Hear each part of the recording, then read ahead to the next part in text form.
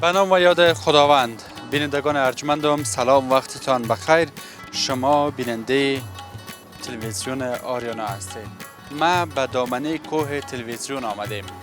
3 سال پیشتر از امروز، معذرت 3 سال پیشتر نه بلکه 1 سال پیشتر از امروز ما گزارش داشتم از این ساحه درست.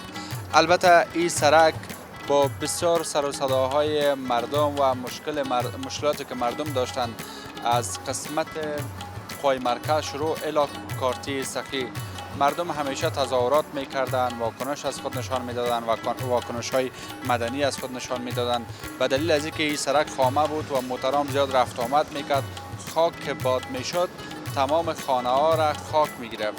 حتی میگفتند که خانما در خانه ها روز 3-4 دفعه جاروب میکنن اتاقها را، اما بازم اتاقها را خاک میگیره. شما میفهمین در فصل گرما، خصوصا امی وقت سال گرمی، آفتاب سوزان شدید میشه و مجبور است فامیلایی که در این مناطق زندگی میکنن اینا ورسای خود را باز بانن، دروازه ها را باز بانن، به خاطر که شمال رفت آمد بکنه و امکانات شهروندان ما در اینجا او قدر نیست مثل کشورهای خارج واره یا مثل خانواده های سرمایه‌دار واره که اونا ایسی داشته باشن و کولر داشته باشن و از این امکانات استفاده بکنن و درب و ورسیشان بسته باشه. به همین دلیل اینا شکایت داشتن. بالاخره این سرک خیر شد. این سرک خیر شد.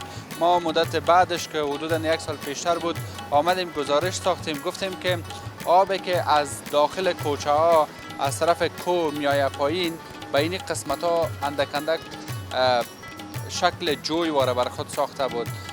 آب داخل یا روی سرک میرفت کم کم. ما گفتیم اگر جلوگیری نشه، آبرو برای شاروالی نسازه، یک روز این سرک حتما تخریب میشه. دوباره چقدر پول سر از این مصرف شده، خب کدام کشور کمک کرده. خب میفهمید که بیشتر بازسازی های ما کمک های خارجی است. سر از این سرک، سر ساختن این سرک یا سرخیل شدن سرک دلار مصرف شده، پیسه خارجی مصرف شده یا در کل پول بیت المال در اینجا مصرف شده. چرا؟ به خاطر یک که بسیار مصرف به 1 لک افغانی یا $2000. به خاطر $2000 ما بسته سرک هم میزنیم، خراب میکنیم. با چه مشکلات هم ساخته شد بالاخره این سرک. خب کس لبیک نگفت، شاید کس پیدا نشد او زمان که تعقیب بکنه.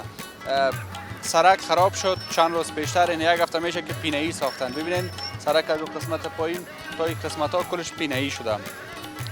خب این که پینه ای شد بیخی یک عرف شده در افغانستان که باید هر جایی که ساخته میشه داغدار باشه، به شکل صفا و ستره مثل دیگه جایا وره یک لخت همه چیز درست جور نشوه. خب ایره خوب پینه ای ساختن، دوباره قیر انداختن 1 هفته میشه، اما آب هنوز هم ببینین که میایه از اونجا. آب هنوز هم میایه. اگر مسئولان بدون شک بیننده هستند، حداقل همون نهادی که مربوطش میشه یک کارمند عادیشان خود گزارش ما را میبینن. وقتی گزارش ما را میبینن باید اونا متوجه باشن که یک بار دیگه سرک رو به تخریب شدن است، به خاطر از اینکه آب از کوچه میایه راستن سر سرک و از سرک ها میره به طرف قوای مرکز و اینجا یک چخوری اینا کندن به خاطر از اینکه اینا بتونن آب را جمع آوری بکنن. آب را جمع آوری بکنن. این که اهالی منطقه ای کار کرده، کی کرده؟ خوب است که پرسان بکنیم. خب این پر میشه. اگه پر نشوه این آب تشناب و آب حمام، همه آب که در اینجا ذخیره میشه زیر زمین میشنه. چقدر فکر بکنین که آب آلوده میشده. اگر همی جوی درست بکشن از اینجا، خب آب میره دیگه، آب استاد نمیمانه.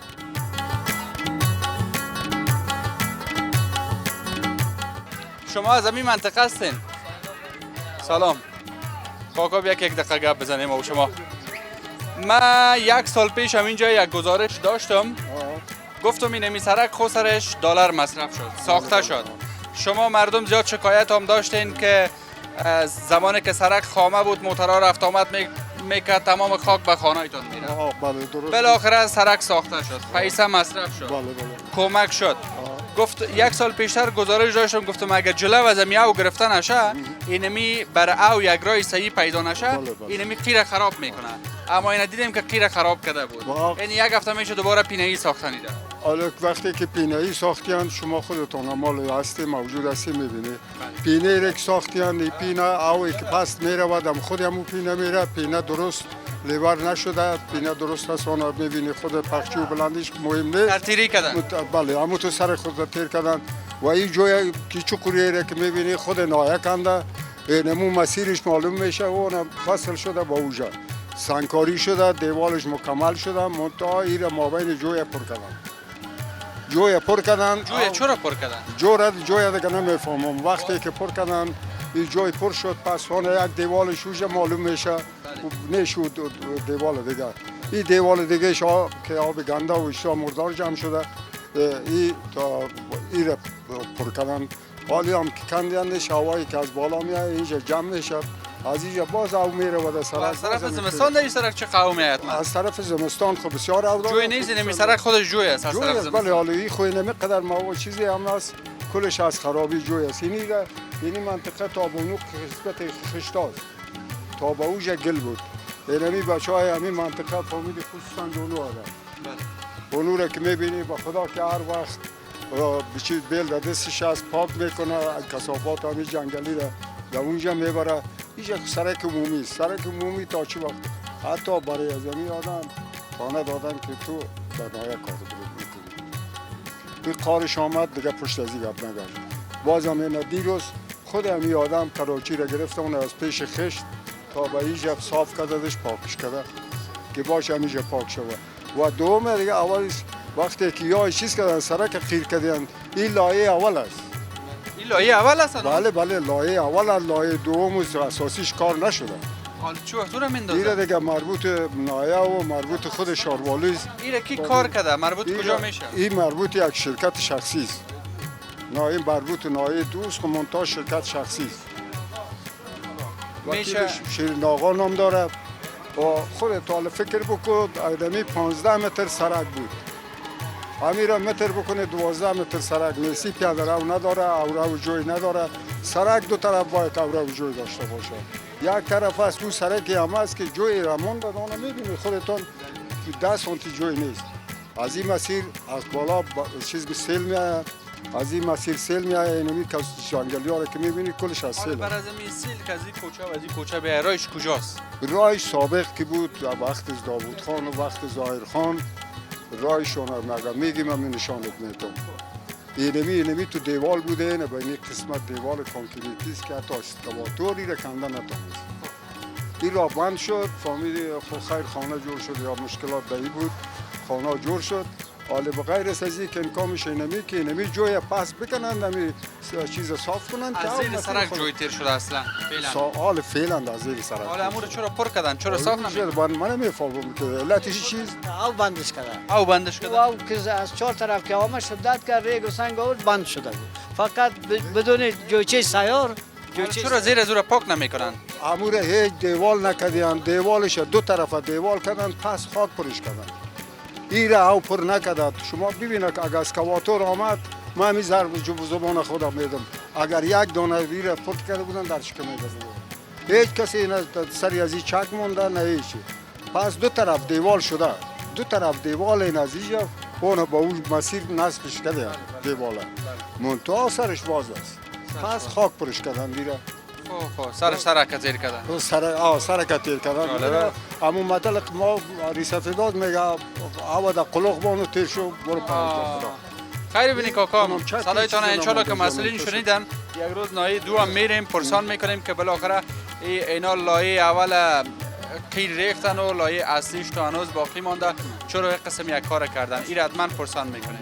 من خودم هم میگم وقتی که نمی دیوال میکردن خودم خداوراسی رفتیم در نایه، رئیس نایه را گفتیم رئیس نایه نفر انجینر خود را کرد. وقتی که نمی دیوال میکالی دیوال بلندی چند متر است؟ ببین اون از پایین تا به بالا حداقل 4 متر خو میاد، 4 نمیاد 3 متر میاد. 3 متر با یک سنگ که یک قسم مانده شد و مقاومت داره، سنگی که دیوال شد. ما خودم در نایه رفتیم اینمیجا دیوال میکردن 6 تا بودیم اونجا سنگا را تو میمونه. رفتم در شانهش دکه دادم رفتم مانده نشی وطندار زنده باشی.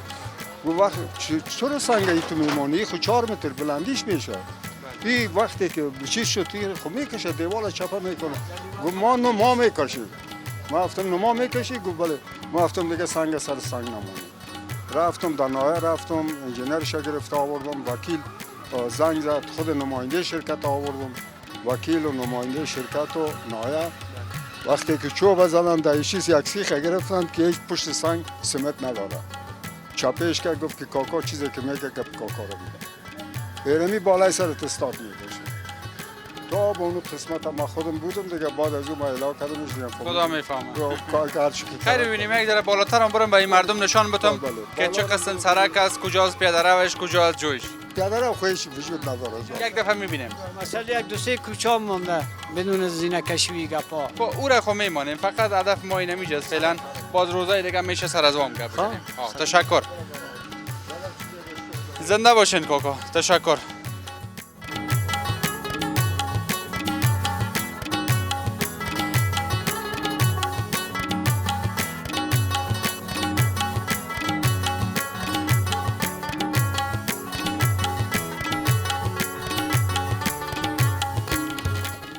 کسانی که در کوه و دامنای کوه زندگی کردن اونا میفهمند که چقدر سیل داره چقدر سیلاب پایین میشه از کوه فکر بکنین که از چند سمت کوه آب جمع میشه فقط به 3 یا 4 مسیر انتقال پیدا میکنه پایین میشه و از هر مسیری که پایین میشه خانه باشه جوی باشه پل باشه پلچک باشه سرک باشه هر چیز باشه زیر تهدید سیل قرار میگیره اما جویی که برازی سرک یا خانه ها و برازی مسیرهای سیلبر یا سیلبر ساخته شده اینی جوی است فکر بکنین این جوی هم پر است و دیدن مردم میگن که کلوخ را روی آب ماندن و از آب گذاشتن یک قدر جوی فکر میکنین که کافی است این را سنگ پر کرده میاله و حدوداً 1 سال میشه که این لایه ریخته یا یک لایه ریخته لایه اصلیش به گفته باشندگان این منطقه شما هم شنیدین که تا هنوزم باقی مانده در 1 سال نوبت لایه دومش یا سومش است یا نهاییش است نمیرسه چرا امید است که در این رابطه مسئولین پاسخگو باشند و اگر اونا توجه نکنن یک روز حتما به ناحیه دوم یا به خود شارواله کابل میریم پرسان میکنیم که پروژهشان تا هنوز چرا نیمکاره مانده یکی خب موضوع نیمکاره بودن است و یکی که شما جوی کشی کردین تا هنوز حداقل می کارمندای تنظیف را روان بکنین که پاکاری خوب بکنن جویا درست است ما در بعض جاهای کابل شهروندان خود را یا باشندگان شهر خود را متهم به این ساختیم که از فرهنگ شهرنشینی چندان آگاهی ندارند اما در اینجا خب شهروندان ما کمتر هستند حتی خانه هایی که در قسمت بالا بود خانه ها را تخریب کردن میبینین قابل زندگی کردن نیست خانه هایی که تا هنوز باقی مانده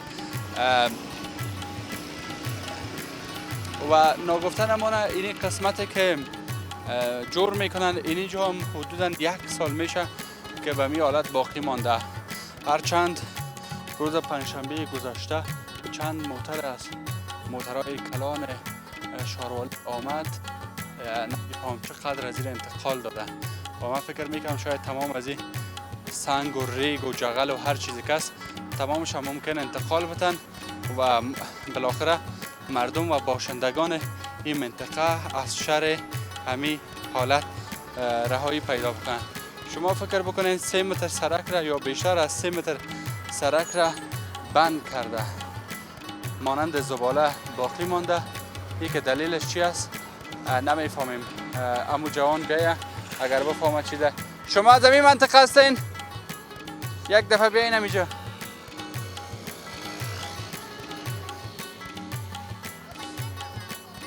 سلام خوب هستین خانه‌تون کدام است اینی خانه‌تونه کدام ذره در سرک رفت یا نه خانه‌تون رفت یک گود حال در نفش مانده آلوجه چه قسم مارد روغن شما بلند میکنین این رای ما اون طرف پشت است خب از یک راه دیگه میرین شما خانه رو ببینین واقعا جالب است از این دروازه و قدر کار نمیگیرین خیلی نه تصمیم دارین زینه بشانین دولت گفت زینه جور میکنم براتون بود نکردی جور نکرد اینمی سنگا به خاطر چی مانده اینجا اینجا دولت این چقدر دولت کنده که معلوم میشه دست راست؟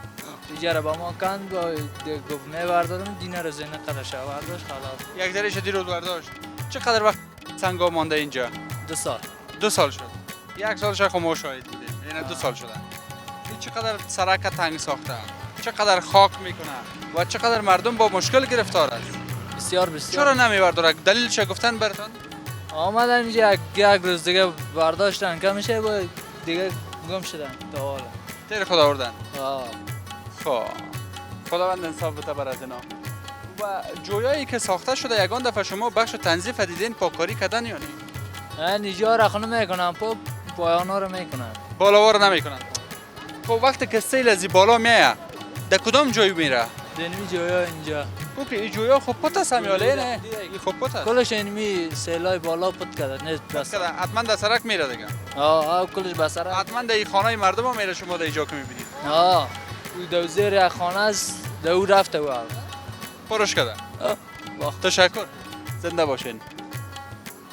شما بیننده گزارش ویژه ما از دامنه کوه تلویزیون هستین و میبینین که مردم ما با چه نوع یا با چگونه مشکلات روبرو هستند.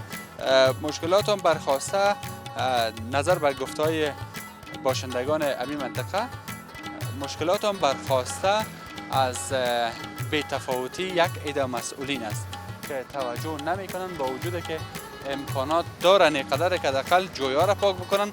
حداقل شما فکر بکنین که ما در شارواله و در هر ناحیه مربوطه ما چندین موتر دمترک یا موتر بزرگ داریم که موترهای سنگکشی یا ریگ و این چیزا را انتقال میتن. اینا یک روز صبح تا شام اگر تخصیص بتن یک 5 موتر را 2 موتر را اینا رو نمیتونن برداشتن. ما اسکواتور داریم و از او رقمی که میبردارند از او داریم. ای چیز با بیلم که بردارن باور بکنین که در یک روز صبح تا شام این سرک پاک میشه و جویا هم خب وضعیت چه شما ببینید دیگه چگونه است.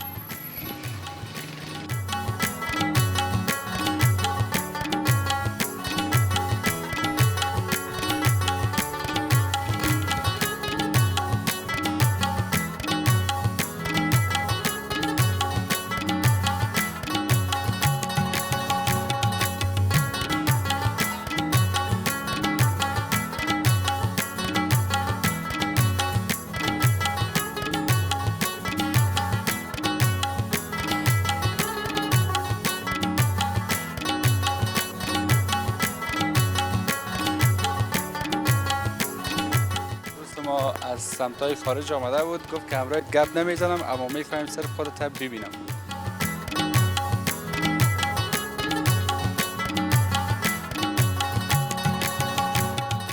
تشکر از اینکه شما بیننده گزارش ما بودین و امید میبرم گزارش مورد توجه شما قرار گرفته باشه تا اینکه بازم یک روز دیگه در خدمت شما در یک گزارش دیگه حاضر میشویم.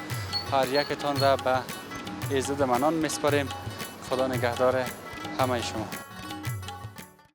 تشکر از اینکه تا این لحظه بیننده گزارش بودین. اگر میخواین گزارش های قبلی بنده را بیننده باشین اینجا را کلیک بکنین و اگر میخواین گزارش های آینده را بیننده باشین اینجا را کلیک بکنین و اگر میخواین با شبکه جهانی آریانا همیشه باشین پس ما را سابسکرایب بکنین.